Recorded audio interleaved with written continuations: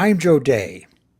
We all are right now in the throes of a torrent of media coverage of the 50th anniversary, if that's the right word. Anniversaries usually are positive events, of the assassination of John Fitzgerald Kennedy.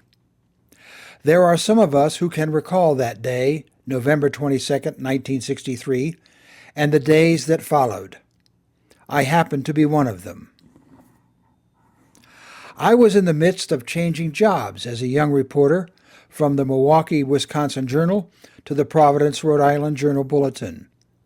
In fact, I had gone to the Milwaukee paper's cashier's office to pick up my last paycheck when one of the most experienced reporters dashed to the office to pick up some cash to enable him to get to Dallas to cover the story. He said that the president had been shot and probably was dead. I went home to my wife Nancy and our one-year-old son Peter to start our journey eastward, which we did.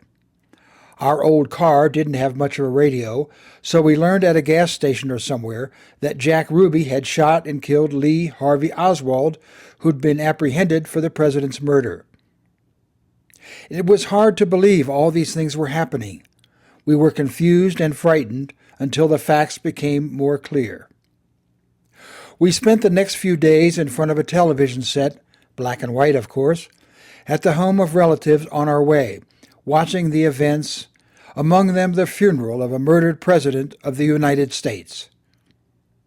Who can forget the sorrowful image of his wife and young daughter kneeling before his flag-covered casket? To those listeners who were not yet born or were too young to have experienced those days, it naturally will be impossible to understand the utter shock and disbelief of the assassination.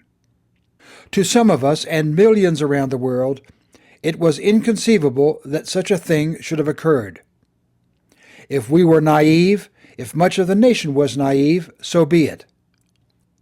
Our collective innocence was lost, I feel, never to be retrieved.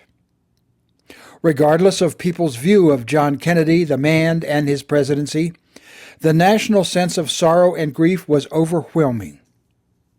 Some have tried to imagine an America had Kennedy lived, but to me that seems a useless exercise. He did not live, and we will never know what might have been. We also probably will never know the truth of the murder itself, what really happened, whether Oswald acted alone, whether there was a wider conspiracy.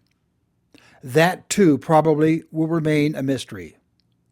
But what is known, I feel, is that for those who lived in those dark days, they will never, ever be forgotten.